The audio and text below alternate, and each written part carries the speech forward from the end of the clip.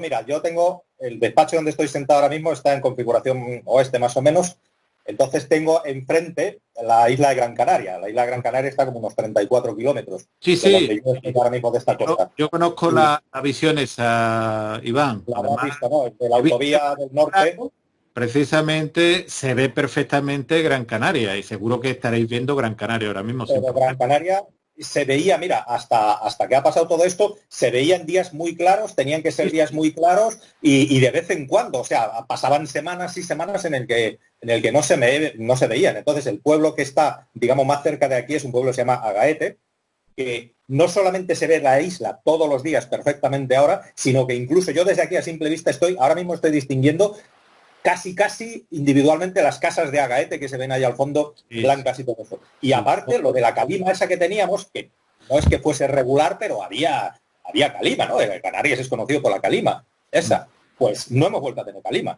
Es Ah, que ni un solo día de calima, ni un solo día de calima hemos vuelto a tener, por lo tanto algo tenía que ver la contaminación. que tiene ahí, de hecho, la última vez que fui yo por aquellas tierras, yo te lo decía, desde Santa Cruz podía ver tranquilamente Gran Canaria, ¿eh? Y si te ibas al sur, puedes ver La Gomera, ¿no? Depende también el día que Sí, esté. sí, sí. De hecho, en el mirador de los gigantes, cuando tú bajas, se veía La Gomera y dependiendo el día se veía más clarito que no, ¿no? Ahora me imagino, pero es que Era, la aquí se ha Gomera notado muchísimo, ah, muchísimo, muchísimo. Bueno, allí, ayer, allí con el buen tiempo se ve relativamente, bueno, la Gomera se puede ver bastante bien y además subiendo al Teide, subiendo a la cima del Teide, en un día claro se pueden ver todas las islas desde allí, todas, absolutamente. Esos Eso, días son eso los es lo que menos. te iba a decir yo, Iván, Y se puede precisamente, que llegar a ver. desde la zona del Teide, cualquier día normal que esté despejado se puede ver, pero bueno, desde la zona norte en Punta Brava, yo he visto la isla de La Palma y cuando vivía en Adeje, por ejemplo, mi apartamento daba justamente a La Gomera y ver la puesta del sol como se va poniendo detrás de una isla que te separa un trocito de océano y tú estás ahí sentado en tu habitación del apartamento, yo de verdad, recuerdo, el mejor cielo que yo recuerdo en toda mi vida eran los cielos posiblemente las noches de Tenerife y las noches de Teruel. Esos cielos que están limpios de contaminación completamente, contaminación lumínica, contaminación atmosférica, donde no pasan a lo mejor tanto avión. Y yo recuerdo eso con la facilidad con la que se podía ver. Yo no sé con el paso del tiempo y con tanta contaminación como tenemos a día de hoy, pero me bueno, imagino Iván y me imagino Miguel mira, Ángel, si nos estáis como diciendo estamos que en un programa de misterio, voy a contar algo que creo que no he contado nunca. Yo recuerdo una noche en la playa de La Tejita, me acordaréis, para aquellos que os gusta el misterio, el lugar donde decían que habían visto extraterrestres, donde hubo hace unos años una alerta, una especie de alerta ovni con más de 50.000 personas. Y recuerdo, estábamos solo mi hijo y yo, vamos, y recuerdo que después de haber comido fantásticamente por aquellas tierras, nos fuimos a la playa de La Tejita. No, yo tenía interés en verla por la noche. Es una maravilla en la cantidad de estrellas. A mí me recordaba el número de estrellas a las que puede ver en lugares como el Torcal. No hay contaminación lumínica, un cielo limpio. Entonces, eso el otro día por eso decían que se había limpiado un 6% de contaminación. Yo, sinceramente, al ritmo que va, o al ritmo que se vive, por lo menos en las ciudades. Mira, el otro día me mandaban una foto de un fotógrafo de Alcalá de Henares, se ha hecho viral la foto, donde se ven las torres de la Castellana, los edificios, no son torres de castillo, sino torres de edificios. Y yo te digo que desde el lugar donde han hecho que se ve el centro, la Plaza Cervantes, toda esa zona donde se veía la universidad, te aseguro que no se ve, incluso más alto, no se ve prácticamente en un día normal las torres de la Castellana. Normalmente la contaminación hace que esté oculta y que esté en una bruma profunda. En cambio, el otro día, ya digo, se veía, y bueno, y allí al ser un terreno muy plano, pues evidentemente al no haber contaminación, pues ganamos. como decía Kubler-Ross, de toda experiencia negativa siempre hay algo positivo. Pero por eso digo que lo de ese 6% de contaminación, no sé si a lo mejor es contaminación global, pudiera ser, no voy a desquitarme que pueda ser ese 6% de contaminación global, pero lo que sí os digo es que de forma del usuario, por ejemplo, desde aquí la visibilidad supera los 25 kilómetros, que no es habitual en esta época del año. En verano a lo mejor, un día claro, en invierno, en el mes de febrero, un día soleado, que con ambiente frío. Iván sabe que la visibilidad depende un poco de la calidad del viento y de la temperatura, o sea, la calidad del aire, la temperatura del aire. Esos días claros de febrero, de marzo, pues ahí se ve muy bien, pero en un día de abril como hoy, con nublado, tenemos un día que ni, como decimos aquí, ni chicha, ni limonada, ni sol, ni sombra. Tenemos ahora mismo, ya te digo, me acabo de asomar, más de 20 kilómetros. En un día normal, yo me atrevería a decir que bastante más. No, aparte, todo esto que estás contando, desde luego no se arregla con un 6% de disminución de la contaminación, pero aparte, por sentido común, o sea, la disgregación de las moléculas que forman la contaminación, pues todos estos gases, los dióxidos de carbono, etcétera, con los rayos ultravioleta del sol tiene una velocidad bastante rápida de disgregación. Entonces, al haber menos emisiones, todo eso se disgrega bastante más rápido para que en 50 días que llevamos, no sé ya cuántos, la contaminación haya bajado bastante más. O sea, eso es evidente. Además, incluso la capa de ozono, que la molécula de ozono, al fin y al cabo, son 3 moléculas de oxígeno, se está regenerando bastante rápido. O sea que si esa tasa es equivalente de alguna manera, desde luego ese 6% se queda bastante corto. Bien es cierto que en China, yo tengo un amigo comandante que está volando en China, él me va contando todo lo que pasa ahí, él está basado en Pekín, entonces pues hace vuelos de vez en cuando, aún así cada vez que vuelve tiene que estar 14 días en su casa por las cuarentenas, por supuesto que todo el mundo conteste y tal, no íbamos a hablar del bicho. Pues parece ser, está volviendo a la contaminación ya, porque como ya se han levantado, están pues recomponiendo otra vez la vida normal, la contaminación ha vuelto a subir bastante rápido. Pero bueno, desde luego, las visibilidades que hay desde luego, no son producto de un descenso de un 6%, es bastante más. Es que se nota hasta respirando, o sea, el olor del aire y todo, o sea, es otra cosa, se nota perfectamente. Y ojo, me vais a perdonar un segundito. A ver, antes de nada, llevamos unos minutitos grabando. Me gustaría daros la bienvenida, por supuestísimo, Miguel Ángel Pertierra, doctor Miguel Ángel Pertierra, bienvenido a estas tertulias de Enigmas al Descubierto. Bienvenido, serás Iván. Para mí es un placer. Hemos entrado directamente en tertulia abierta porque yo he dicho y quiero mantener que voy a hablar de cualquier cosa menos de las cosas que más se está hablando ahora. Además, si fuese norteamericano de Estados Unidos, me acogería la quinta enmienda. Bueno, vamos a intentar desviar siempre todo lo que podamos el tema que también no preocupa a la sociedad, pero bueno, en este caso también nos acompaña Iván Torregrosa. Bienvenido de nuevo por aquí. Pues muy bien hallado a los dos. Aquí estamos otra vez. Pues eso, efectivamente, vamos a hablar de cualquier tema que no sea el tema. Entonces, así nos servirá para desconectar un poco a nosotros y la gente que nos escuche también, que aprovechen y desconecten. Mira, al final ya, pues oye, la cosa ya está en marcha, tendrá un final y bueno. Llevamos ya un ratito hablando con el tema de la contaminación. Miguel Ángel nos comentaba ese 6% que yo también estoy de acuerdo en que para nada, ni muchísimo menos, porque un 6% no llega a provocar el que tengamos tanto campo de visibilidad, ni que estemos respirando el aire más puro de las últimas décadas, prácticamente de los últimos 100 años, y no quiero decir más, pero, por ejemplo, nos hemos encontrado como en 50 días prácticamente, vamos a poner 2 meses, en 2 meses que hemos vivido esta circunstancia, de repente se han parado todas las factorías, las grandes megafactorías, fábricas. Hemos dejado de tener esa cantidad de miles de vuelos diarios por nuestras cabezas, que no se nos olvide nunca, que los aviones también tienen sus tubos de escape, que van lanzando todo lo mismo que prácticamente un vehículo. Será que no todo, que hay algún Falcon que no te contamina. Bueno, claro, ni contamina ni gasta, Pero bueno, que hemos dicho, Miguel Ángel, que no íbamos a entrar en temas de política ni en temas de bichos. Eso es previo.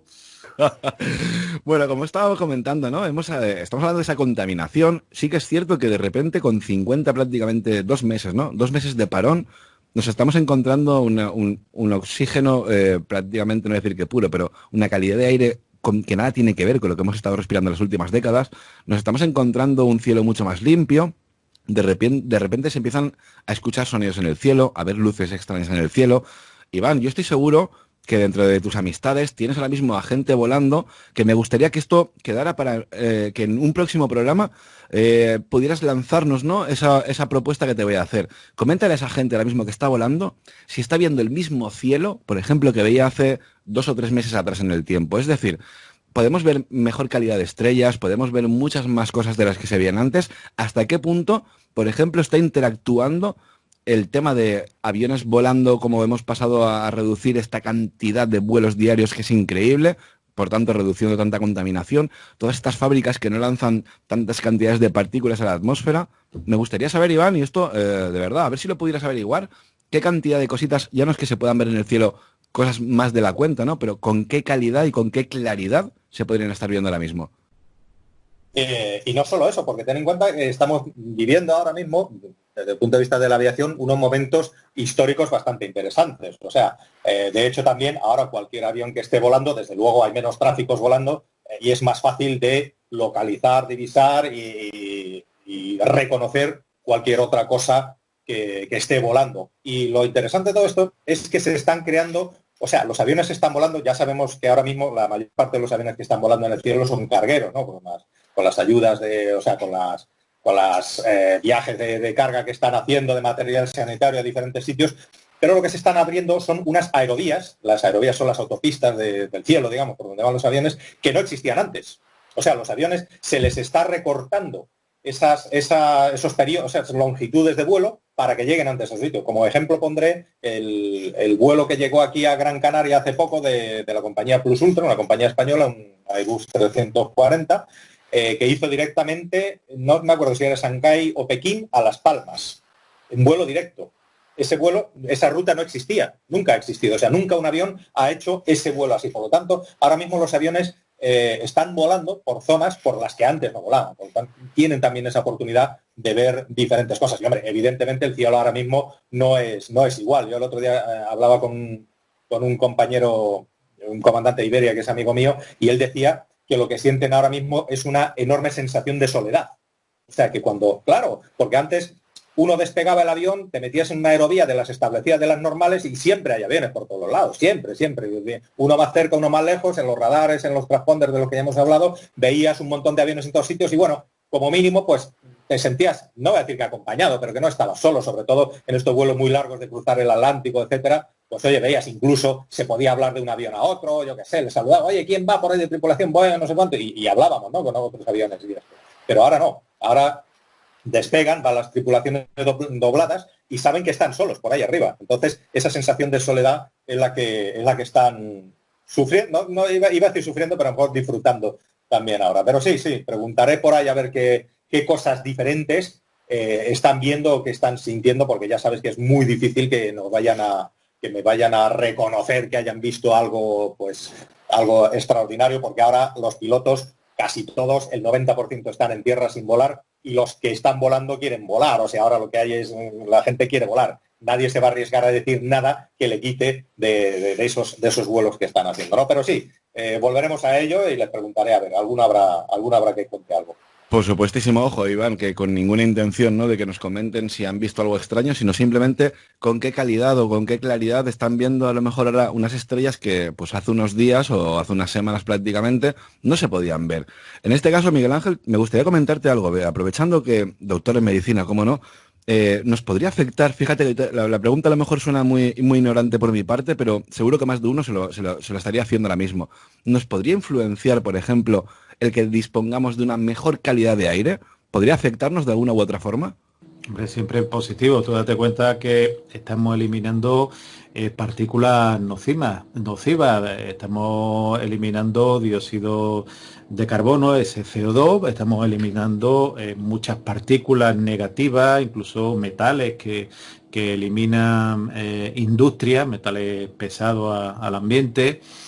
y cuando tú tienes un aire más puro te encuentras mejor, más fuerte, tu sistema inmunitario también mejora y es como si entras en una cámara de aire de más calidad. Por lo cual, evidentemente, en la parte positiva está, cuanto mejor tenga la calidad del aire. De hecho, simplemente la prueba más sencilla es cuando nos vamos a un lugar remoto donde, por ejemplo, un bosque o una selva o algún sitio donde prácticamente no hay contaminación. Nos encontramos dormimos mejor cuando llegamos a casa, nos encontramos mejor y claro, aunque la cantidad de oxígeno sea la misma, la cantidad de porquería que estamos inhalando evidentemente es muy, muy inferior.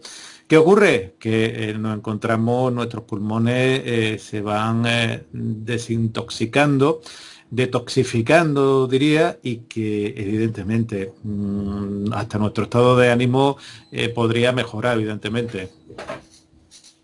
Un tema muy interesante. Hablamos ya hasta de incluso de cómo el nivel de ánimo te puede mejorar, obviamente, ¿no? Si estamos pasando por una mala situación, estamos fastidiados, de repente te encuentras mejor, el estado de ánimo tiene que cambiar. En este caso, Iván, por ejemplo, vosotros, tú estás en este caso viviendo en una isla. Vivimos, en este caso, de Canarias, ¿no? Se vive del turismo, se vive de esa continuidad de una, entre comillas, fiesta 24 horas, siempre hay un sitio abierto, siempre hay un sitio donde salir. Todo esto imagino que también, claro, os tiene que estar afectando ya no solamente al tema de los vuelos, al tema de la economía principal que es el turismo. Me imagino que el nivel emocional lo habéis captado. Tú en este caso, como bien comentaba Miguel Ángel, ¿notas que la gente tenga otro tipo de reacción a nivel psicológico? Hombre, tú has vivido aquí y sabes cómo es el pueblo canario, ¿no? Sabes que aquí la gente, pues ante todo siempre tienen buen ánimo, siempre hay una alegría muy profunda, ¿no? De la gente, siempre hay unas ganas de ayudar muy grandes. Ahora todo eso es lo que sí he notado, sobre todo que ahora vamos a ver cómo lo explico de forma que se entienda. La buena educación y el civismo han aumentado muchísimo aquí. Vale que yo salgo como todo el mundo de vez en cuando a comprar, recibo alguna cosa en casa que he pedido por internet, etcétera, pero desde luego lo que hay ahora mismo es una especie de respeto no sé si, imagino que en la península también lo notaréis, ¿no? La gente tiene como más, no sé, como más humanidad, vamos a llamarlo así, es como más humano todo, ¿no? Yo veo, voy al Lidl, voy a todo el mundo, ¿no? Al Mercadona, bueno, yo soy más de Lidl que de Mercadona, aunque no pueda decir las marcas, pero las digo. Entonces, hasta la gente que hay por allí, los cajeros, las cajeras, los cajeros, todo el mundo es como mucho más amable, ¿no? Como mucho más todo el mundo se está haciendo cargo de la situación. A lo que tú decías, el futuro social de Canarias, pues claro, el motor económico prácticamente exclusivo, se calcula que es un 35% del PIB, pero realmente es bastante más, es el turismo en Canarias. Pero hay una especie de disparidad, una especie de discrepancia en cuanto a la gente. O sea, ahora mismo hay mucha preocupación, tú lo sabes muy bien, las zonas turísticas de Canarias son el motor económico de Canarias, pero lo que sí es cierto también, tengo que decir este dato solamente, me meto en él y salgo, por los datos de virus que hay en Canarias, al ser mucho más bajos, también se cree que va a haber una confianza más grande para recuperar el turismo. De hecho, hoy he leído un artículo que el 40% de las reservas hoteleras para el verano ya están establecidas. O sea que realmente yo soy optimista en ese sentido, yo soy por naturaleza optimista y yo creo que después de todas estas cosas lo que va a haber es un boom de que todo el mundo va a querer vivir, va a querer hacer cosas, los aviones van a volver a volar, la gente va a querer vivir. En una palabra. Entonces, no sé, yo en ese aspecto soy optimista, pero desde luego que lo que más hay ahora mismo aquí en Canarias, desde el punto de vista económico y social, es esa gran preocupación para ver cuándo pueden reactivar ese turismo que es tan necesario aquí. También a lo mejor aprendemos una lección y dejar de ser ya a nivel nacional, no solamente de las zonas turísticas, no depender solamente de una bomba, ¿no? De una bomba económica, que es lo que tienen muchas zonas, Baleares, Canarias, el Levante, bueno, el Levante no tanto, pero muchas zonas que dependen del turismo de esa manera tan desesperada. Las pequeñas fluctuaciones del turismo ya las tenemos cuando hay un atentado. Hay un atentado en cualquier sitio de la península y el turismo de Canarias, que está a 3.000, a 2.500 kilómetros, se ve mermado por ese atentado, cuando no tiene nada que ver con ejemplo, ¿no? Entonces, esos monomotores económicos, yo creo que como todo, ¿no? Como en bolsa, hay que diversificarlo de una manera que cuando falla uno, el otro pues pueda suplir un poco ese engranaje. A ver qué es lo que pasa, pero vamos, yo soy optimista en ese sentido. Yo creo que habrá un repunte importante del turismo, la gente volverá sobre todo a hacer su vida normal. Iván, es muy interesante esto que comentas porque es cierto, ¿no? Estamos pasando una situación donde se saca lo mejor de las personas y lo peor, no hay un término medio. Y yo me quiero quedar con esa parte de lo mejor, es decir, de repente somos todos mucho más humanos, nos damos cuenta que da igual todo el término de política, da igual todo el término de lo que sea, nos damos cuenta que tienes enfrente a un vecino, a un semejante tuyo, que a lo mejor por el motivo que sea, porque tiene una edad mayor o está muy fastidiado, no pudiera comprar y nace de ti el decirle a esa persona que a lo mejor en tu puñetera vida le has hablado y de repente le dices, oye, ¿quieres que vaya a comprar? ¿Necesitas que te haga algo? Está sacando, es con lo que yo me quiero quedar, lo mejor de nosotros. En este caso, Miguel Ángel, te quiero lanzar la pelota a tu tejado ahora mismo. Estamos hablando de que el ser humano es bueno por naturaleza y por el motivo que sea, por el miedo que nos inculcan o me da igual hablar de conspiraciones o me da igual hablar de esta porquería, ¿no? Pero ¿no crees, Miguel Ángel, que el hombre o el ser humano en este caso es bueno por naturaleza? Solamente hace falta vernos todos en una situación muy complicada para dar de nosotros lo mejor que tenemos y, ojo, sin esperar nada a cambio. Y lo estamos viendo a día de hoy. Una muy buena pregunta, Serach. ¿El hombre es bueno por naturaleza o es un lobo para el hombre? Es la gran disquisición siempre que se ha hecho. Cómo el ser humano sale lo bueno y lo malo. Y además en esta, como tú bien has dicho, en esta época terrible, pues sale siempre lo mejor y lo peor. Yo lo digo muchas veces, Maquiavelo decía que cabe a las personas, pero no a los personajes, ¿verdad? Como tú bien dices, hay quien tienen a alguien que no puede hacer la compra y se ofrece voluntariamente a hacerle la compra. Pero desgraciadamente, pues también están ahora, por ejemplo, los ciberladrones que se aprovechan del miedo, de esa infodemia, de ese desconocimiento, realizan phishing, ese robo de identidades, de cuentas corrientes de todo tipo, y que se están aprovechando también de personas, muchas veces personas mayores, como la mente del ser humano se retuerza hasta el punto, pues personas que dicen que le van a hacer el test, pero previo pago, como en un momento determinado o van de sanitario y le piden un dinero porque si no están incumpliendo una serie de características. Entonces, lo que demuestra es que dentro del ser humano sale lo bueno y menos bueno. ¿Cómo diferenciarlo? Es muy difícil, porque el discernimiento de cualquier persona, nadie tiene en la frente buena persona o mala persona.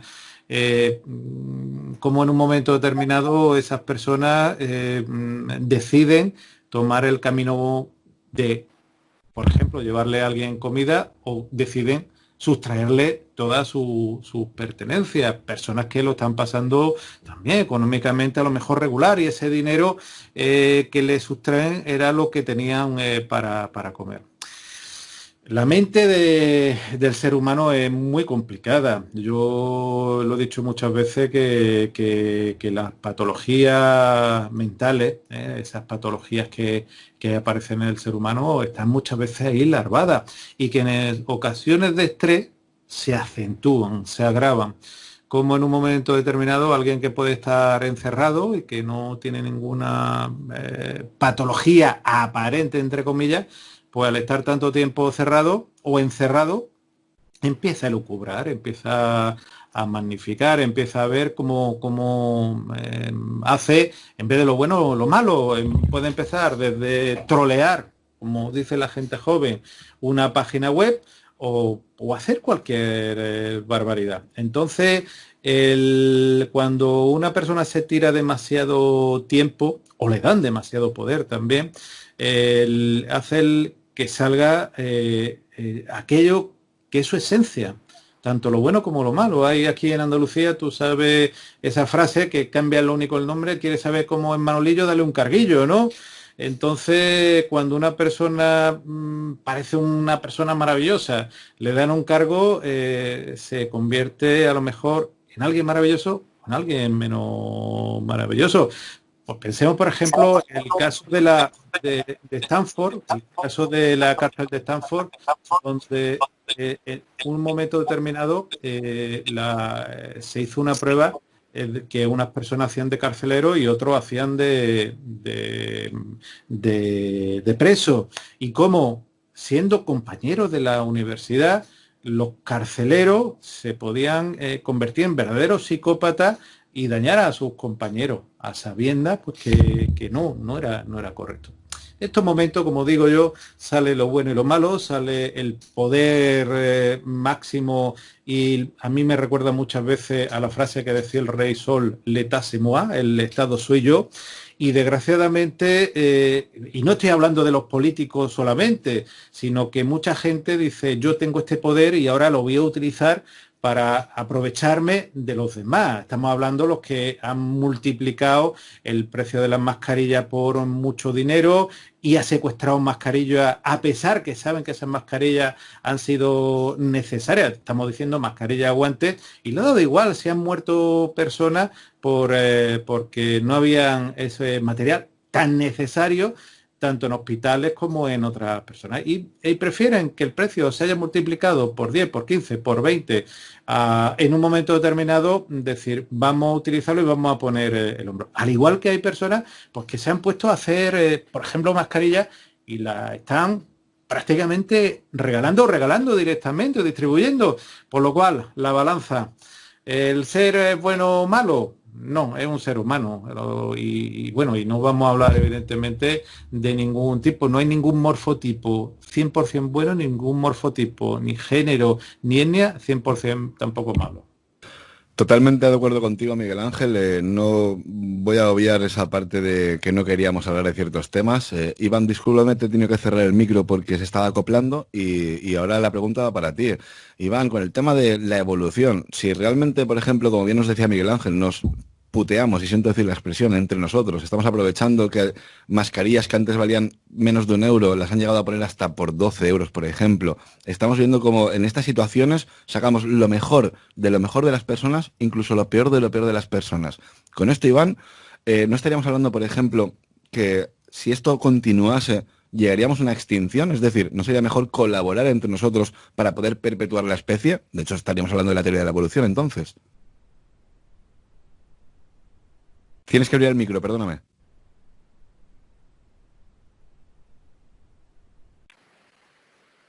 Ahora, ahí has dado con la clave. Todas las teorías colaborativas, todas, absolutamente todas, siempre han dado como resultado que es mejor el resultado de un grupo de colaboracionista, digamos, o sea, gente que colabora, a los resultados individuales que puede obtener una persona. Pero mira, yo siempre me gusta pensar esta cosa. Por ejemplo, ¿qué es lo peor, lo más horrible que puedan hacer los seres humanos? Son las guerras, ¿no? Las guerras. Dos naciones, dos civilizaciones, llámese grupos grandes de personas que se enfrentan hasta matarse.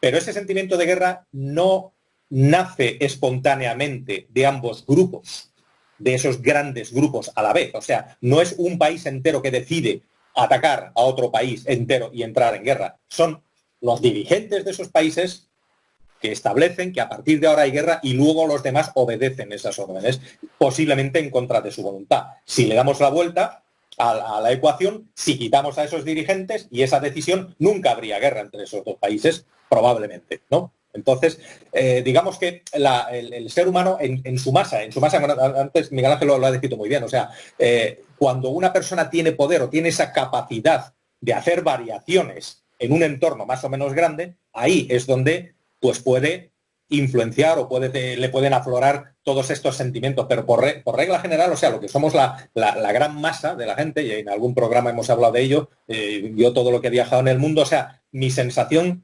de la gente con la que tú te encuentras por la calle es que es buena. Es más buena. Luego está, pues claro que está la picaresca, claro que está la delincuencia, claro que está todas estas cosas, es parte intrínseca del ser humano, ¿no? Pero yo creo que esa es una minoría. O sea, llama más la atención, a lo mejor, pues volviendo al símil, ¿no? Que haya gente que esté vendiendo mascarillas a elevados precios, pero probablemente haya mucha más gente que esté haciendo mascarillas y las esté regalando gratis. O sea, esa gente buena es mayoría en este caso. Entonces, que nos llevaría a que este estado evolutivo que nos llevaría al fin de la civilización, pues la verdad es que yo no lo creo así. El fin de la civilización nadie sabe cómo será ni por qué. Probablemente a lo mejor sea una pandemia más mortal que esta que estamos teniendo, ¿no? Que es mucho más efectivo.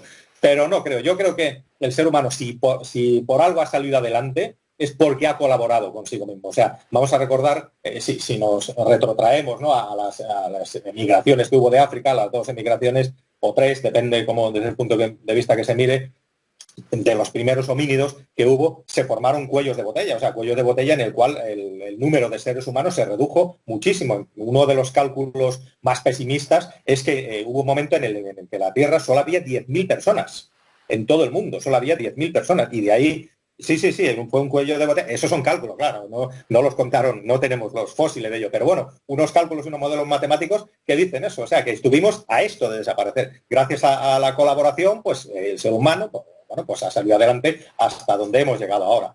Pero efectivamente, o sea, es la colaboración, el producto de colaborar grandes o pequeños grupos humanos siempre es mucho más grande que el resultado individual de cada uno de ellos. Es un tema muy interesante, Iván, porque nos comentabas, ¿no?, de cómo de repente puede aparecer, en este caso, un virus y puede destrozar, ¿no?, prácticamente hasta encontrar estos cuellos de botella de 10.000 habitantes a nivel mundial. Madre mía, esto ni las piedras guías de Georgia lo podríamos encontrar, pero Miguel Ángel, en estos días nos estamos encontrando, hay una noticia recientemente, voy a tirar de memoria y perdóname por los datos, pero nos hemos encontrado un nuevo agujero de la capa de ozono. Ha habido siempre esta disputa de que hay un cambio climático, donde ahora de repente ciertas partes de Groenlandia, ciertas partes del Polo Norte podrían entrar en deshielo y de repente que salgan ciertos virus que nos podrían afectar incluso tanto como este COVID-19. Miguel Ángel, para que nos entendamos por dónde quiero tirar.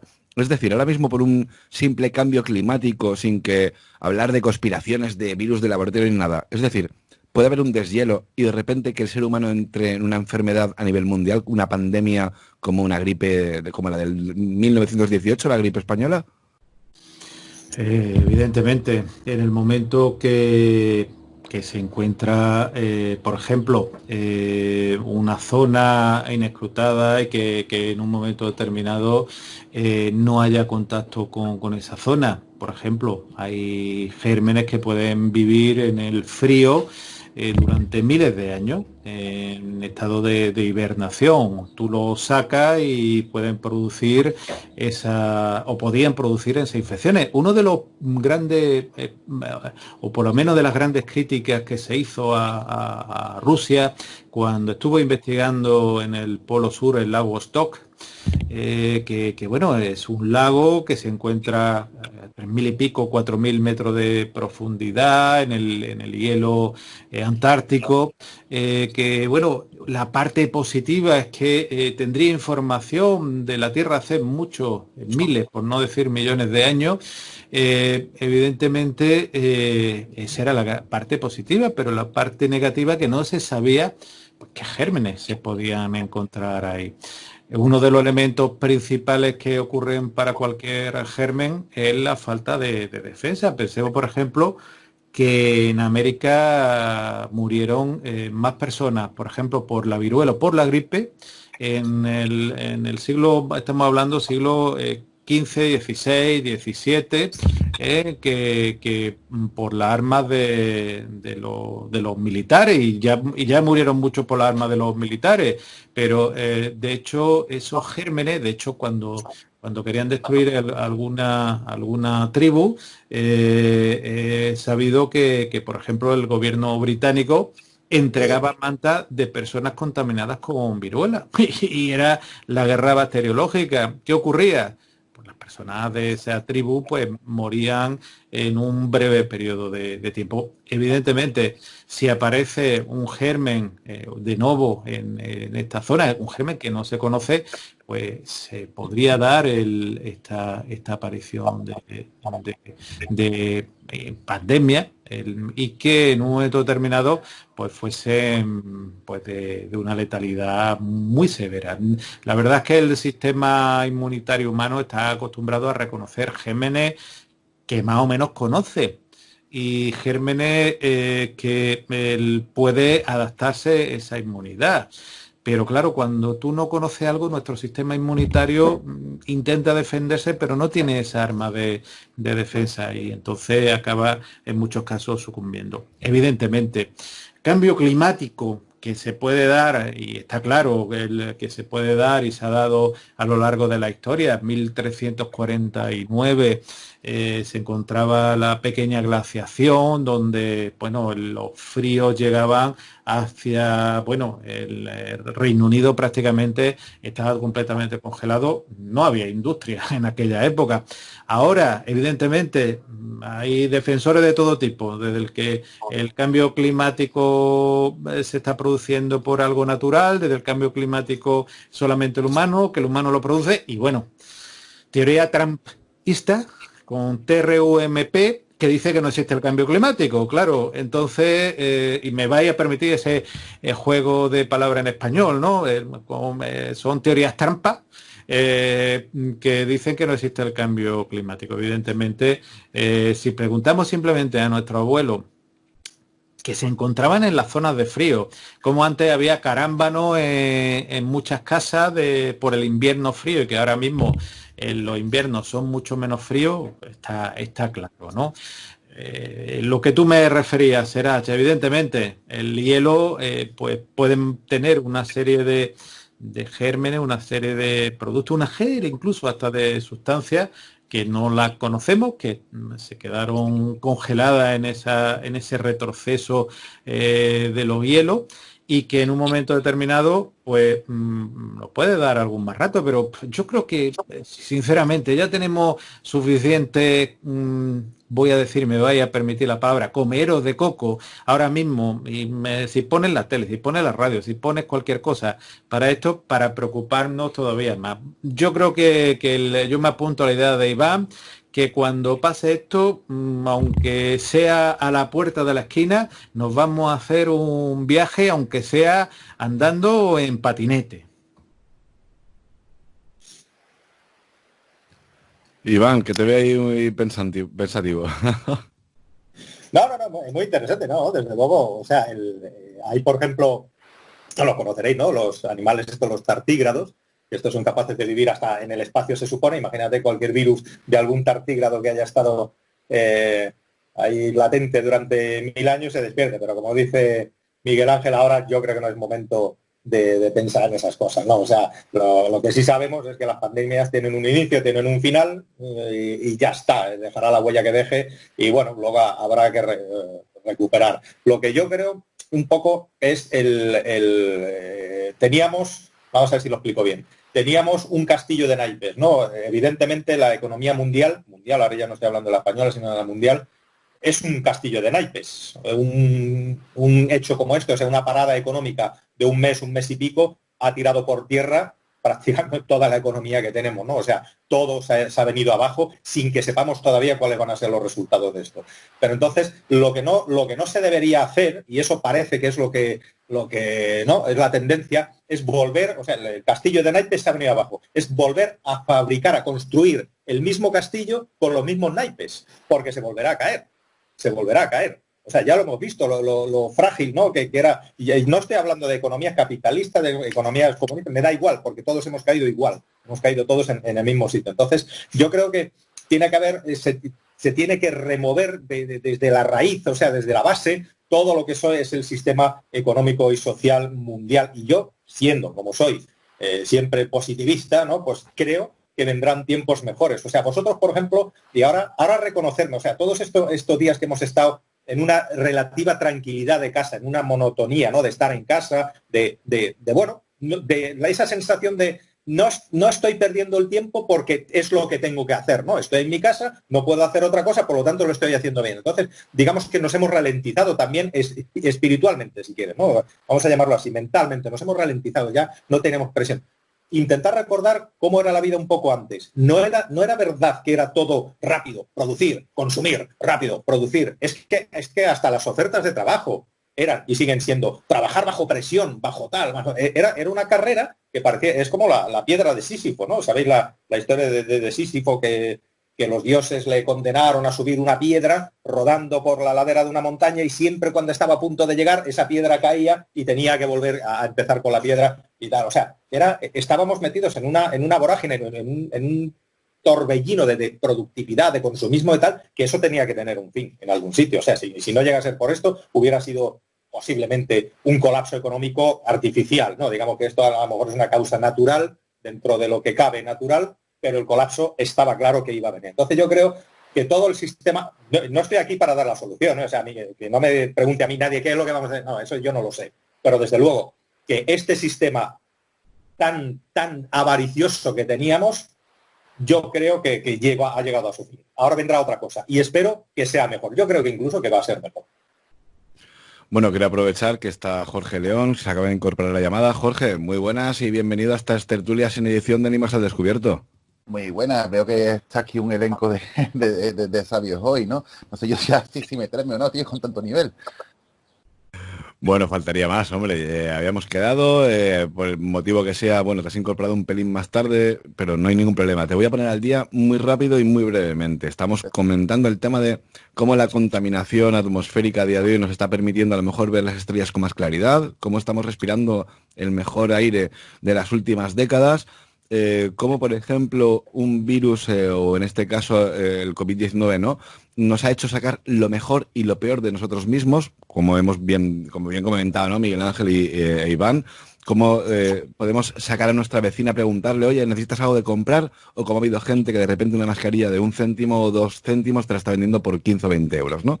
Ese es un pequeño resumen y me gustaría que nos comentaras, desde ahí, desde tu Sevilla natal, ¿cómo ves el cielo estos días? ¿Observas cosas raras en el cielo? ¿Qué opinas de toda esta situación que estamos viviendo a día de hoy?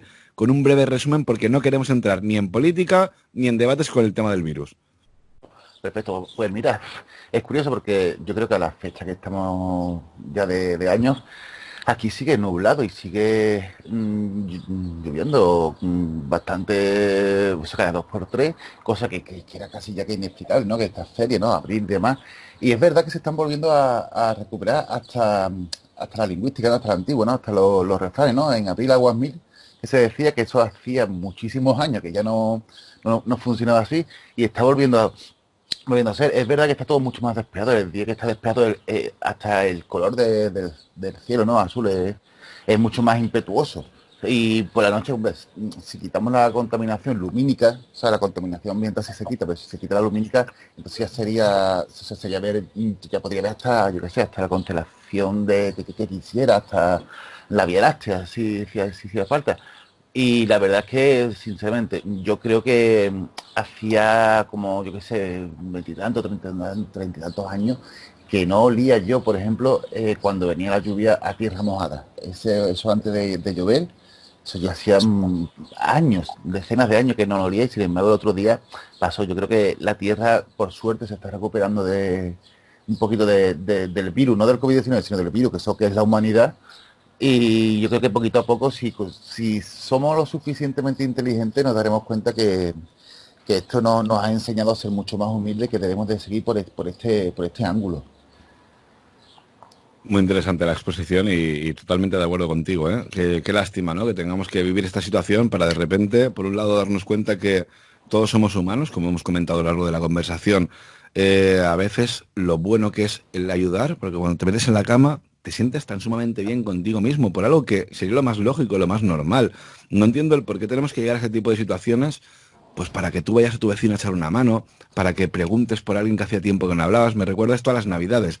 Hay gente que de repente nunca has hablado con ellos hace años o hace un montón de tiempo, y llega Navidades, no, como te llega Navidades tengo que llamarte. Coño, llámame un día antes o llámame 2 meses antes. Es que qué lástima, ¿no?, que tengamos que sacar lo mejor y lo peor de nosotros en ese tipo de circunstancias. Y me vais a perdonar, pero perdóname un segundito, porque le quiero hacer una pregunta a Miguel Ángel con el tema de... Claro, estamos hablando de este cambio climático, como ahora de repente podríamos encontrarnos, ya no son una serie de virus que podrían estar en el letargo, sino, por ejemplo, también qué cantidad de bajo ese sustrato, bajo ese permafrost, de materias primas, donde posiblemente nos encontraríamos. Y yo voy a lanzar la pregunta también, tanto para ti, Miguel Ángel, tanto para Iván, para Jorge, pero ¿nos podríamos encontrar posiblemente una especie de nueva guerra por nuevas materias primas?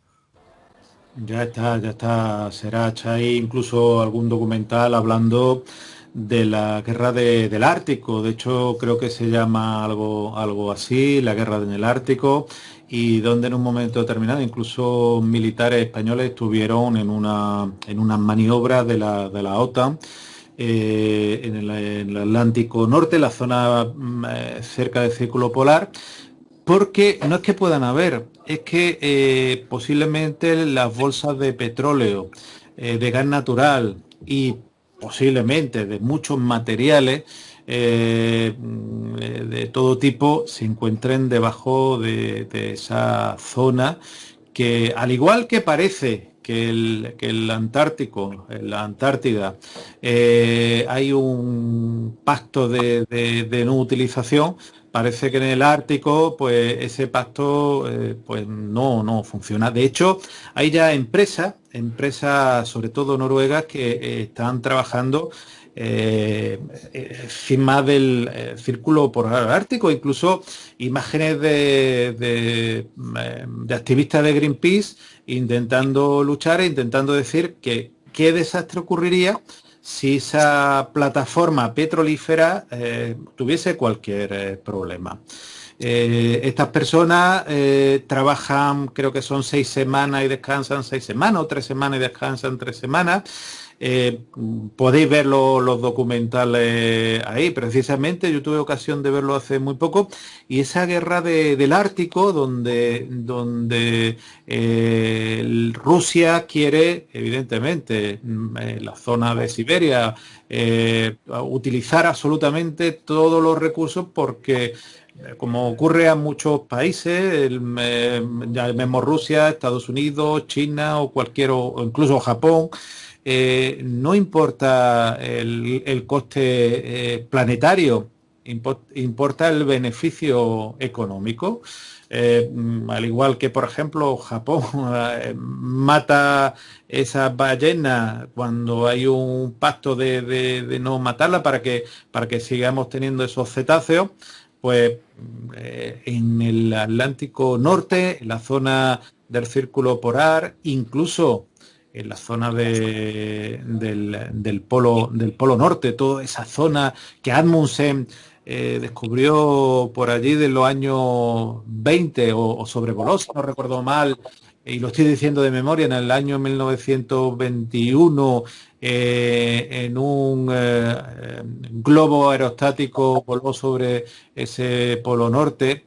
Como digo, en un momento determinado, esa zona ignota, hace poco más de 100 años, se ha convertido en el objetivo de las mayores empresas, en el objetivo de los mayores países y en el objetivo de la presión económica y de los intereses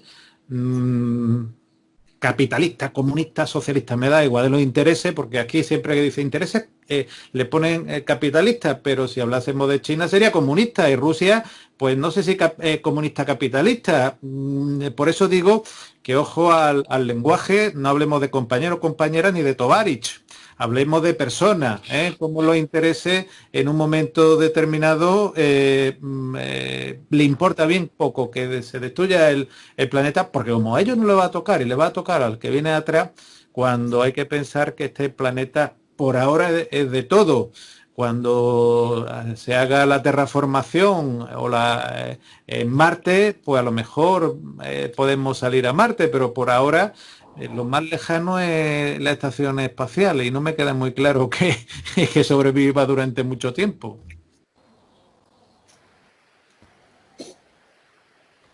Iván, por alusiones, Polo Norte, Amundsen.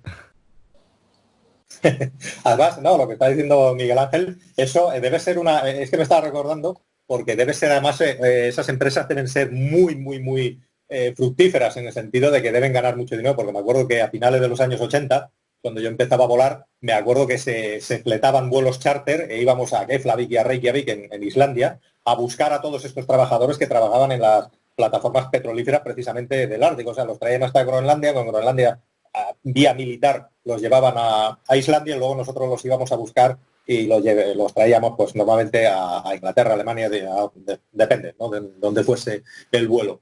Y cuando hablabas con ellos, aparte de que es cierto que se tiraban ahí 6 semanas, con los que yo hablaba normalmente siempre estaban 6 semanas allí, las plataformas, y luego estaban 6 semanas en su casa. Y las cantidades ingentes de dinero que les pagaban a esta gente era demencial, ¿eh? Pero demencial la cantidad de dinero que ganaban. Todos tenían pues su vida resuelta con unos pocos meses de trabajar allí. Imagino que son trabajos peligrosos, imagino que, bueno, pues vale, pero deben ser bastante fructíferos, y yo creo que aparte hay bastante más de lo que nos dicen o que nos cuentan ahí funcionando. Tened en cuenta que el Ártico es un mar, entonces, bueno, en los mares se sabe que existen estos depósitos, pero sobre todo el Antártico es un continente, hay tierra debajo. Imagínate los depósitos que puede haber ahí. Y es un continente que no siempre ha estado allí. O sea, si nos vamos a Gondwana, a Pangea, cuando la Tierra era de otra manera, la migración, digamos, de estas masas terrestres, el Antártico estaba mucho más al norte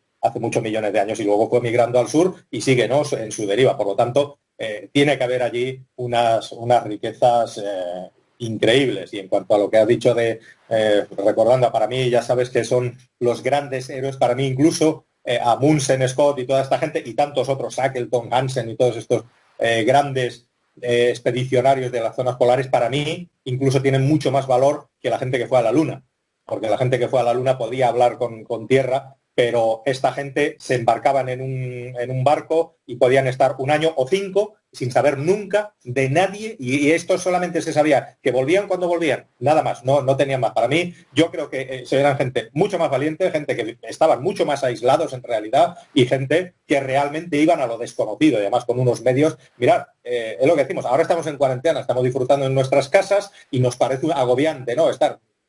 Imagínate una persona que vive en un apartamento pequeño, lo que sea, es agobiante estar en casa tantos días. Esta gente, a lo mejor eran tripulaciones de 20 o 30 personas metidas en un barco como era el barco. Hay muchos, pero uno de ellos nada más que medía 20 y pico metros. Y mete ahí 20 y tantas personas viviendo durante 6 meses encallados en el hielo, porque ellos navegaban hasta que los hielos les impedían seguir navegando. Ahí se quedaban, pasaban el invierno y seguían navegando al año siguiente. Por supuesto, es tonto decirlo, pero lo voy a decir, sin internet, sin radio, sin nada. O sea, uno tenía un ukelele, el otro tenía una armónica y 4 tenían un libro, y ya está. Y con eso tenían que pasar 6 meses. Y ojo, aguantaban bastante bien.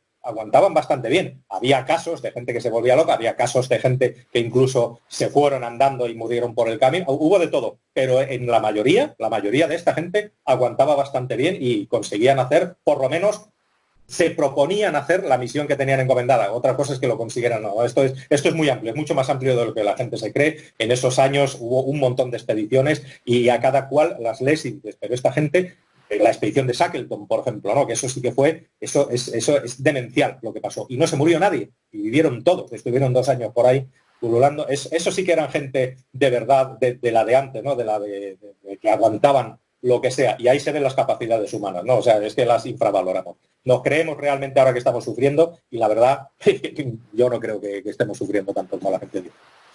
Deberíamos aprender, yo estoy de acuerdo con Iván, deberíamos aprender de expediciones como la de Shackleton, el Endurance en 1914, cómo vivieron en esos pequeños barcos, cómo en un momento determinado él quería atravesar toda la Antártida, y bueno, fue una aventura totalmente distinta que durante 2 años, y bueno, y la última parte de la historia, esa isla Elefante, cómo tuvo que atravesarla, que incluso personas con material deportivo, con material hoy pertrechados perfectamente, no han sido capaces de realizarlo, ¿eh? Una isla que por una parte es totalmente escarpada y hay montaña y hay hielo, y por la otra era un lugar ballenero. Aún así, después de llegar se tuvo que ir a Patagonia porque evidentemente no había posibilidades de rescatar a sus compañeros. Pero ojo, Miguel, perdona que te corte, porque esto me toca muy, muy seriamente. Llegaron a la isla Elefante, pero después de hacer qué navegación y en qué embarcación. 800 en una embarcación de 4,70 metros. Exactamente. Una navegación completamente imposible de hacer. O sea, no tenían ninguna posibilidad, ninguna, de llegar a donde querían llegar. Ninguna. Pero a base de cálculos, que encima les pilló tormenta constantemente, mal tiempo, a base de cálculos hechos con papel y lápiz, el capitán, bueno, en este caso es Shackleton, o sea, la aventura de Shackleton era el jefe de expedición, pero el capitán, es que ahora mismo se me olvidó el nombre, para el nombre soy así, digamos que casi llevó más el peso de la expedición que el propio Shackleton, por lo menos en estos términos, ¿no? El capitán es de esa pequeña embarcación que cogieron para hacer esa travesía de, no sé si fueron 1.200 millas náuticas o algo así, es como decir, voy a coger un pequeño bote de remos y es que no sé a qué compararlo, o sea, es casi como irte de aquí a la luna remando y acertar, algo así, ¿no? Digo, y para colmo llegó al lugar no bueno, al lugar contrario tuvieron que atravesar porque el barco se destruyó, la pequeña nave se destruyó y tuvieron que hacerlo pues con ropa del año 1914-15, que fue cuando ocurrió. Bueno, y lo que hablamos de Amundsen, que estuvo 3 años en un barco encallado cerca de Alaska, esperando la banquisa porque pensaba que la banquisa le iba a llevar al Polo Norte, y era una expedición de 5 años. A los 3 años él volvió y ya decidió pues hacer el vuelo en un dirigible que, bueno, de hecho falleció en el año 1926, si no recuerdo mal, con un avión intentando rescatar a un capitán italiano que había intentado hacer el mismo vuelo en solitario. Entonces, son evidentemente esas aventuras que no tienen nada que ver con lo de ahora, y que realmente con las aventuras de ahora, no vamos a hacer la situación de ahora, porque si no algún exégeta va a decir que qué barbaridad lo que estamos diciendo. Pero lo que nos enseña que el ser humano tiene esa capacidad de resiliencia, de recomponerse, y como decía Shackleton, me he encontrado en muchas situaciones iguales y he salido de muchas de ellas. Hombre, también yo creo que hay que mirar un poquito el tiempo que era cuando sucedió todo esto y el tiempo actual. Yo creo que la mentalidad de antes no tiene nada que ver con ahora. Sí, lo de la trama, evidentemente, porque o sea, lo que hicieron fue epopélico, pero que la verdad es que el tiempo nos ha acomodado, nos ha hecho ser muy distintos y nos ha hecho quitarnos, digamos, que el afán ese de aventura. Jorge, perdona, dame un segundito que Miguel Ángel nos tiene que dejar la conversación. Miguel Ángel, muchísimas gracias por este ratito que nos has dedicado y de verdad, cuando quieras ya sabes que estás en tu casa. Pues de verdad, sé que estoy yo siempre encantado, y tú lo sabes también, de estar con vosotros, con Jorge, con Iván y con todos los oyentes de Enigma al Descubierto. Y bueno, como hay que hacer muchas cosas, yo siempre digo, la mente ocupada, hacer muchas cosas activas, no plantarnos en la pantalla de una televisión que nos dice lo que ellos quieren decir, y que hay veces que no se acercan ni a la verdad, ni a una verdad con minúscula. Solamente despedirme y animar a todo el mundo a que haga como decía, lo que decía Shackleton, a estar fuerte y a seguir hacia adelante. Un gran y fuerte abrazo. Un abrazo, muy grande. Adelante, Jorge, disculpa, perdóname. Nada, esto tiene que es verdad que ha cambiado mucho la mentalidad, pero es que date cuenta que, o sea, primero del 20, finales del 19 y demás, o sea, la mentalidad era totalmente distinta. Es que ni siquiera muchas veces lo conseguimos. O sea, el afán esa aventura que tenía el ser humano, que ya creo que hoy no lo tenemos, porque hoy yo creo que lo más... Perdóname, que esto a lo mejor va a quedar luego para el YouTube. Ponte la camarita si no te importa nada, que salga lo guapo que eres. ¿Estás seguro? Bueno. ¿Ahora? Venga, dale. Vale, que yo sinceramente pienso que lo que hemos abandonado un poquito es ese afán de aventura, ¿no? Eso que leemos muchas veces en los libros, ¿no? Digamos, esa aventura de Alejandro Dumas, ¿no? De Conan Doyle, todas estas mega aventuras, ¿no? De salir y no saber ni siquiera si vas a llegar, ¿no? Porque una aventura hoy en día se concibe. Yo salgo, pero tengo mi receptáculo, mi casa, ¿no? Y salgo, hago lo que sea y vuelvo. Ellos muchas veces no tenían siquiera dónde volver, ¿no? Y siempre era como tirar para adelante, ¿no? Y poco más.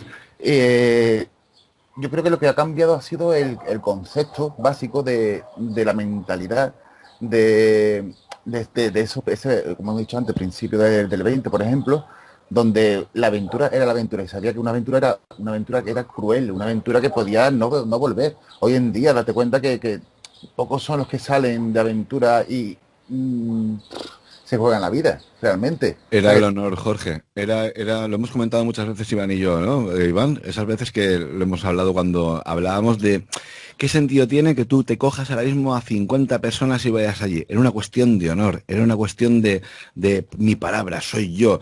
Era algo que vale muchísimo más. Por ejemplo, lo que bien comentabas, Jorge, a día de hoy no tenemos ese espíritu aventurero, no hay voy a hacer una expedición y demás, pero bueno, es que vas a estar protegido por 50.000 médicos, si no tienes los Sherpas, si no tienes mascarillas, oxígeno, tienes una serie de cosas, de condiciones que a día de hoy prácticamente, entre comillas, voy a decir entre comillas, es muy fácil, entre comillas, subir al Everest, pero esta gente lo hacía a pelo, lo hacía a lo bestia y era simplemente por una cuestión de orgullo y de honor.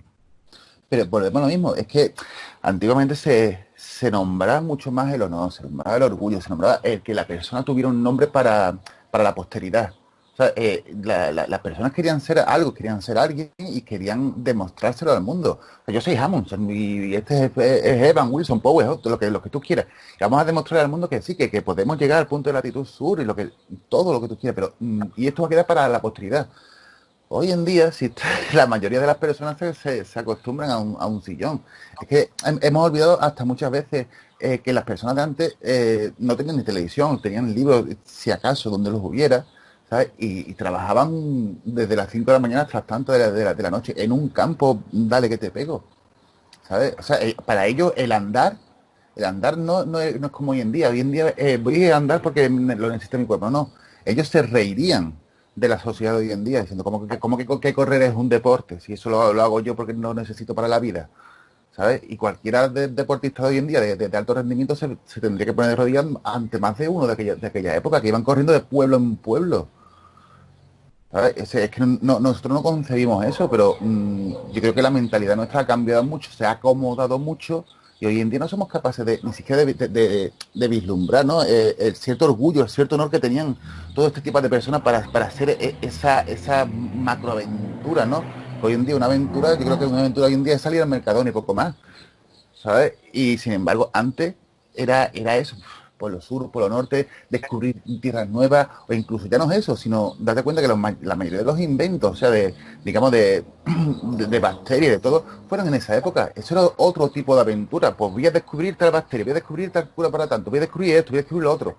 Hoy en día está todo manipulado de una forma totalmente industrial, que no hay una persona que diga, yo hago esto. No, es una industria con un tal nombre porque hay un sistema arriba que es capitalista que es lo que quiere la patente tal, ¿sabes? Y se han olvidado de que bajo esa patente siempre hay personas y hay No personas. hay imparcialidad, Jorge. Mm, Hay dinero, hay poder y punto. Ya no, creo que ahí ya está, y deberíamos dejar de buscar. Hoy en día se mueve todo en principio el dinero y el que tiene mucho dinero por el poder. Ya está. Iván, ¿cómo ha cambiado ese aventurero del siglo XXI de a golpe de clic? Que somos aventureros porque nos metemos en las pirámides a través de una pantalla. ¿Y cómo era ese aventurero de finales del 18 o primeros del 19, donde iban prácticamente a pelo a la aventura, calculando más o menos lo que podrías gastar de calorías al día y viéndose en esas situaciones, como bien decías, ¿no? De 6 meses afinados unos encima de otros, que ya no te quiero ni contar el olor corporal que tenía que haber ahí, ¿Verdad? las Cinco, paranoias cinco minutos, ¿vale? Perfecto, aquí estamos. Sí, sí, pues fíjate, tú solamente imagínate, por poner algo que todo el mundo de alguna manera u otra le va a sonar o incluso lo conocen al detalle, ¿no?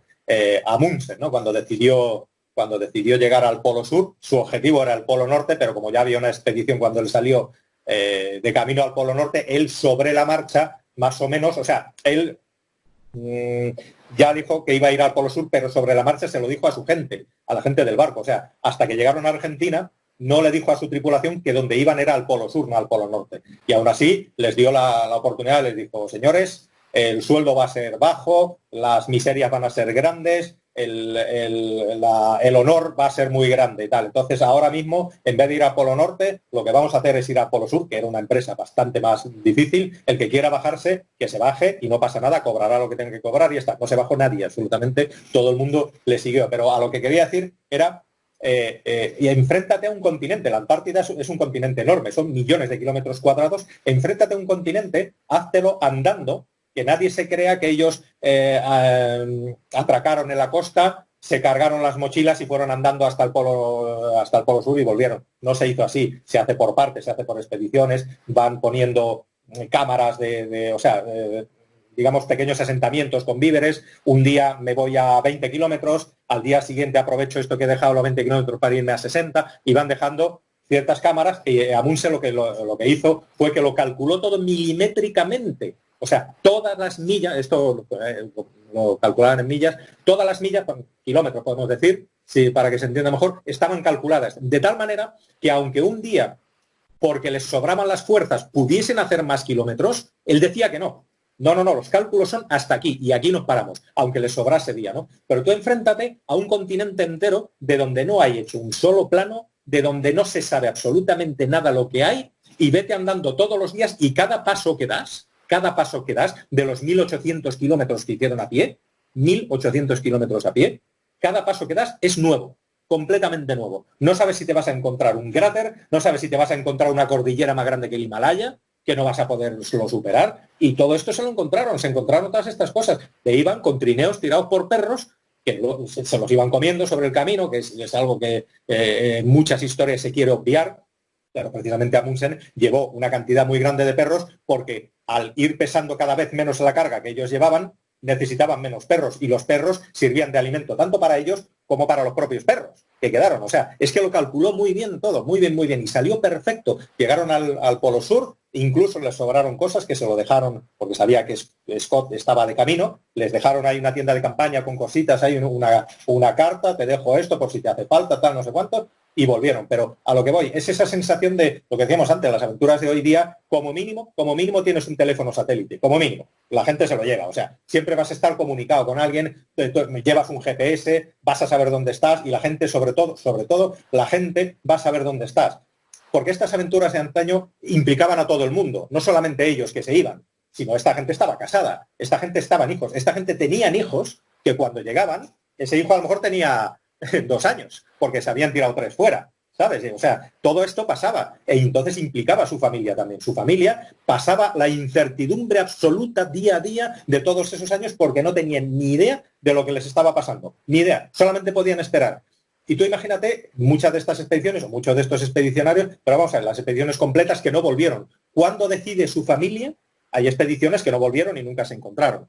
¿Cuándo decide su familia realmente? ¿En qué momento dices tú, vale, pues ya está, se han muerto, ya no va a volver? O sea, esa es una decisión muy difícil de tomar. A día de hoy un expedicionario se queda en el Everest, a la media hora ya lo sabe la familia. Cualquier cosa que pase, lo sabe la media. Pero tú estás en tu casa, han pasado 2 años, pasan 2 años y 3 meses, 4, 5, tenía que haber vuelto ya, pero no sé. ¿Cuándo decides tú que ya?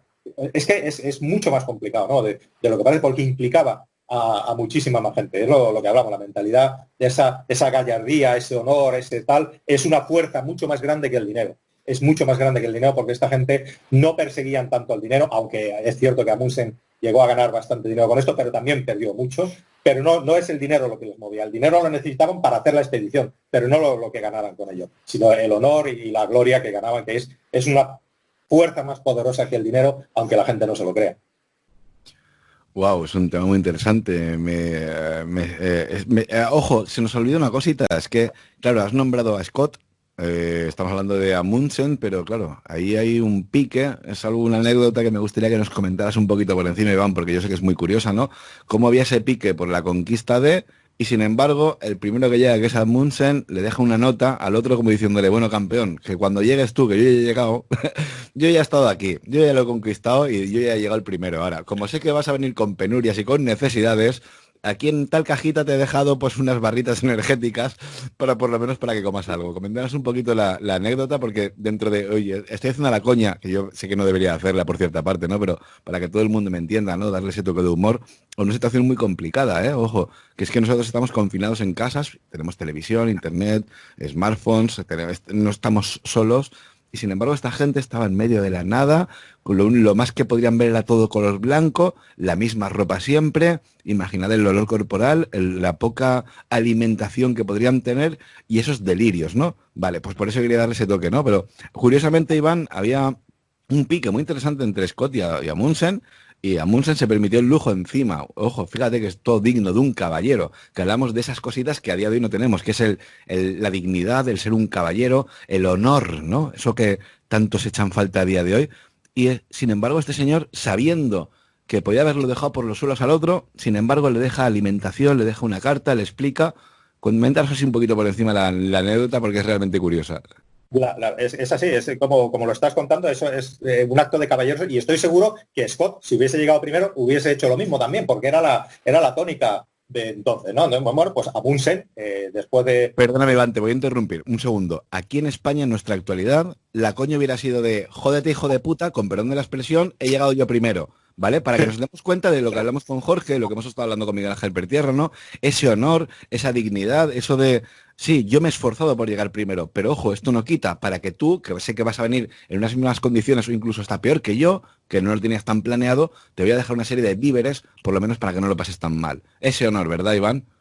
Hombre, claro, ten en cuenta que las ropas que ellos llevaban no llevaban pegatinas sponsorizando a nadie, ¿no? A día de hoy sí sería, ¿no? A día de hoy llegar al Polo Sur, hay gente que lo ha hecho ya hasta en solitario, pero todo lo que llevan en el Pirineo, en el tal, son pegatinas sponsorizando o siendo financiados por empresas, que de otra manera no se podría hacer. Si no estoy diciendo que eso esté mal hecho, pero es que la cosa funciona diferente hoy. Pero ellos no, ellos llevaban las pieles, llevaban el dinero que ya habían, de hecho, una de las sponsors de Amundsen fue una señora viuda que se la cameló y tal, y le dio un montón de dinero para hacer esta expedición. No todo, pero buena parte del dinero. Entonces ellos llegaron, después de, ya te digo, caminar 1.800 kilómetros, si no recuerdo muy mal, llegaron al Polo Sur y no fue visto y no visto. O sea, tardaron bastante tiempo y tuvieron que hacer bastantes correcciones en su posición.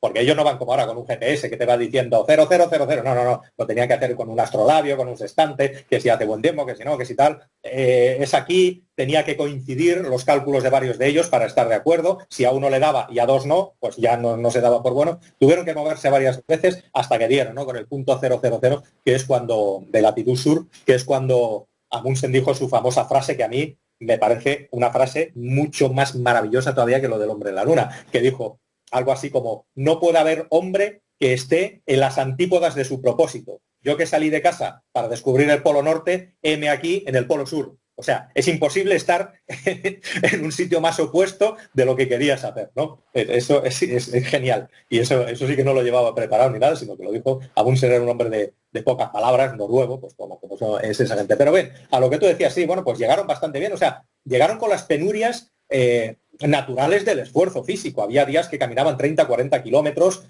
bueno, iban con los perros y tal, pero realmente no les faltó de nada. O sea, llegaron muy bien, o sea, hasta la base de vuelta y todo, llegaron muy bien, pero Amundsen sabía que Scott había cometido un gran error, porque llevó máquinas de vapor y llevó ponis, y él llevó perros, porque él desde muy pequeño había convivido ahí con los inuit, con la gente del Polo Norte, y sabía de la gran capacidad de los perros para estas temperaturas. En cambio, Scott se empeñó en llevar unas máquinas de vapor con ruedas de oruga de estas, imagínate, los años 20, que es que no avanzaron ni 500 metros, se congeló el aceite y ahí se quedaron, y luego ponis que se fueron muriendo de frío y tal, y por eso acabaron ellos mismos tirando de sus trineos, que fue lo que acabó con ellos del todo. Pero bueno, Amundsen llegó al Polo Sur y sí, le dejó una tiendita de campaña con unos bastones, comida y una carta diciendo, pues ahora mismo está leyendo esto, tal y cual, utiliza todo lo que necesites de aquí, etcétera, etcétera. Tú imagínate la sensación que tenía que tener Scott, porque este sí que se lo pasó mal los tres que iban, y ver ya en la lejanía, cuando ellos ya estaban acercándose al Polo Sur, ninguno de los dos sabía del otro. Claro, eran expediciones independientes, no sabían del otro. Tú imagínate ver a lo lejos ya un punto negro.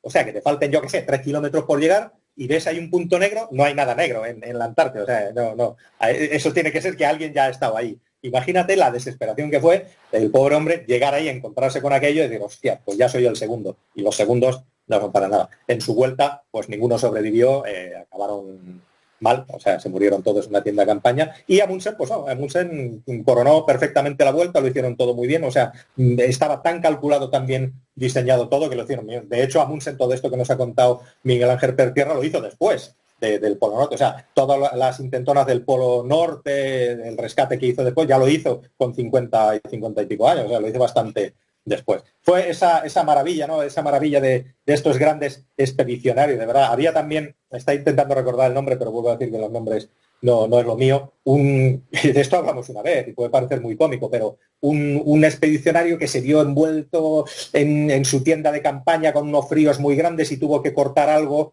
La historia no me acuerdo muy bien, esto se puede encontrar fácilmente. Y se tuvo que hacer un cuchillo con una hez propia. Con su propio excremento, sí señor. Con su propio excremento. Talló un cuchillo, lo dejó congelar, a estas temperaturas las cosas se congelan enseguida, y consiguió hacer ese cuchillo que le hacía falta y sobrevivió. Un gran aventurero también de los tantos que hay, que ahora mismo no me acuerdo, pero si se pone en Google cuchillo hecho con el excremento o algo así, tal, sale enseguida la historia de este hombre, que también fue un aventurero de la leche. Pero es eso, o sea, la fuerza que les impulsaba a esta gente era más el honor que conseguían en su país. No te digo que luego fuesen bohemios y no quisieran darle publicidad a lo que habían hecho. Claro que querían ese honor, pero más que el dinero, ten en cuenta que los nombres de los expedicionarios de la expedición de Amundsen fue mucha gente.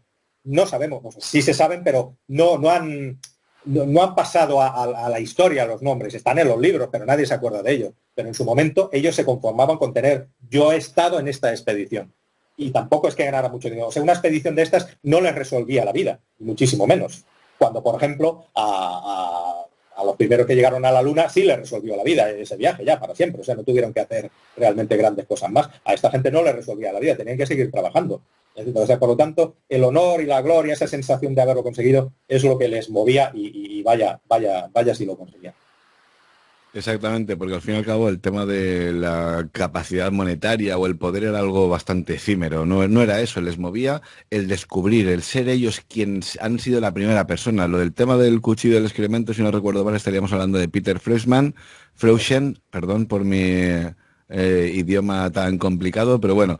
Sí, también fíjate qué curioso que podríamos esto extrapolarlo al tema de Howard Carter, como el descubridor de la tumba de Tutankamón solicitaba, por ejemplo, una serie de, claro, compensación económica en el sentido de necesito un patrocinador para poder hacer la excavación. A ese señor, a Howard Carter, lo que le movía era simplemente descubrir la tumba. A él le daba igual el dinero, la fama, el poder, la riqueza, simplemente quería descubrir lo que él estaba seguro y convencido que podría conseguir, y de hecho lo hizo. Lo mismo le pasaría a Amundsen, me imagino. Ya no era el tema de el beneficio económico o la historia o el poder, ¿no? Simplemente era el hecho de decir, voy a ser el primero y ya con esto ya tengo ese honor y esa gloria que a día de hoy, pues bueno, se nos ha olvidado, ¿no? Esos conceptos de honor, de gloria, de te doy mi palabra de honor.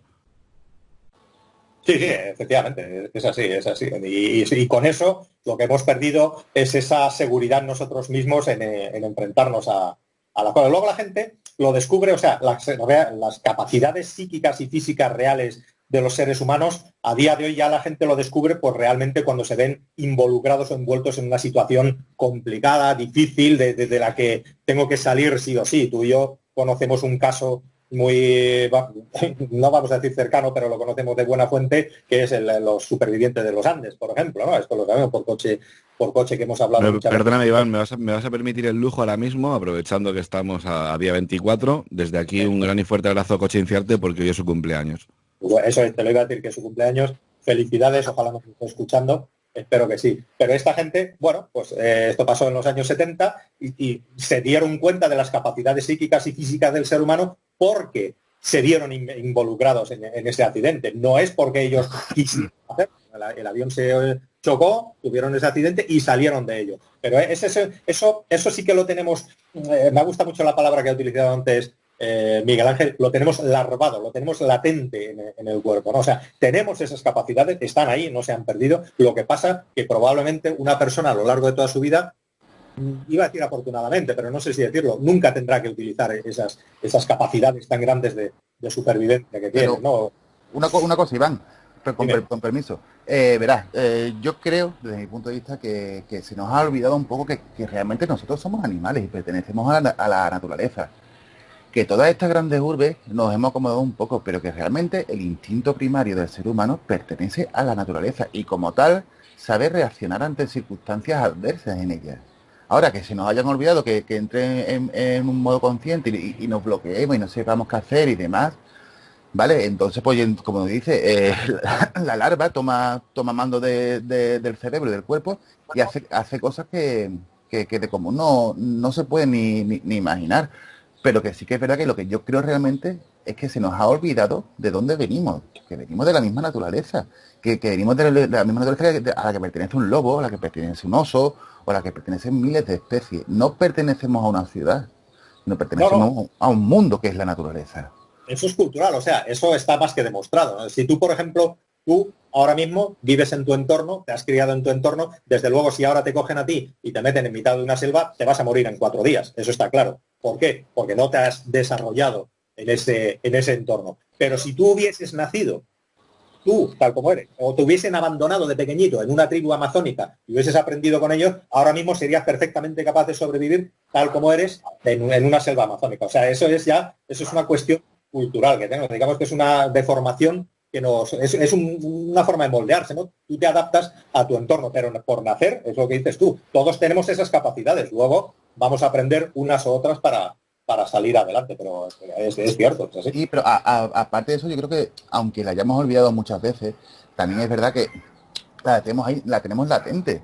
O sea, habrá personas que no serán capaces de llevarla a cabo, pero habrá otras personas que en un estado extremo, como puede ser, no sé, un accidente de avión, que acabes en medio del Amazonas, por ponerte un ejemplo, y al final, pues, tu mismo instinto de supervivencia haga que salgas de ese Amazonas, como ha habido casos de ello, ¿no? O sea, me recuerdo una chiquilla de muy temprana edad, no me acuerdo si eran 14 años, una cosa así, que aparte de sobrevivir de un accidente de avión, estuvo sobreviviendo en el Amazonas, no sé si fueron 10, 12 o 15 días, no me acuerdo, hasta que la encontraron. O sea, 10 o 12, 15 días después del accidente de avión y sin nada. Y salió Sí, hacia adelante. sí, pero ¿cuántos se mueren también? O sea, siempre conocemos la historia de los que sobreviven, ¿no? Luego no hay gente que ha desaparecido por ahí que nunca se ha vuelto a saber. Pero vamos a darle la vuelta, o sea, vale que yo qué sé, gente de la sociedad civilizada, digamos, moderna, pueden sobrevivir en estos estados naturales, pero vamos a darle la vuelta. Coge, por ejemplo, un niño pequeño de una tribu amazónica y ponle en mitad de una ciudad.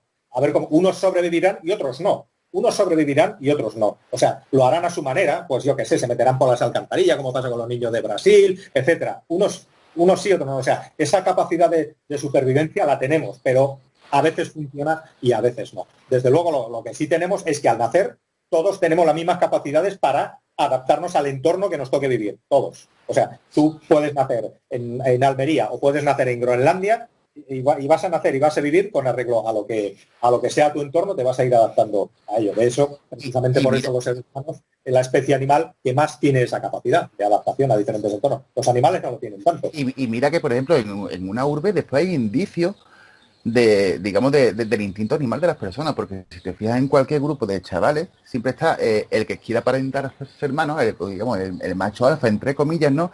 Y después hay bronquillas entre ellos para ver quién es el macho alfa, ¿no? O sea, a título, digamos, de visto desde el exterior, o sea, seguimos conservando los mismos genes e incluso las mismas actitudes, solo que sociabilizadas y transformadas a una vida en una urbe o a una vida con tecnología. ¿Sabes? No quiero decir con esto que si tú coges ese grupo de chavales y los dejas en medio de la sierra vayan a sobrevivir, evidentemente. ¿Sabes? No. Pero sí se conservan ciertos vestigios de la manada, de la tribu, de la manada que éramos en antaño. Es la pertenencia a la tribu. Siempre el ser humano de toda la vida ha tenido el líder, ha tenido el chamán, ha tenido el tal. Bueno, pues esas gradaciones, digamos, esos estratos sociales sí que están en el ser humano y siguen estando en todos. Eso sí que es unánime, ¿eh? En cualquier sitio que vayas no existe una igualdad absoluta en asentamientos humanos, nunca lo ha habido, ¿no? Siempre ha habido uno que manda y otros que obedecen. Eso también está dentro a lo mejor de la genética del DNA, o sea, de la genética humana, puede ser, pues no sé. Bien, chicos, os tengo que decir que os tengo que dejar porque son 1:30 ya, me he pasado media hora, me están esperando. Hoy es viernes, Perfecto, Y- Iván. y Una creo- última, mira, una última ronda de cuestiones, solamente una básicamente, ¿vale? Para Vale. los dos. ¿Creéis o pensáis, por ejemplo, que el ser humano tiene algunas capacidades latentes en su cerebro, en estado de letargo, por lo que sea y demás, y que de repente, a través de un traumatismo, por ejemplo, como nos hemos encontrado en esos casos de la neurociencia, que de un pelotazo en una pelota de béisbol, un golpe en una piscina, y de repente esa persona tiene unas capacidades de música, lingüística o de idiomas que de normal no hubiera tenido? Me refiero a, ¿tenemos capacidades escondidas o aletargadas en nuestro cerebro?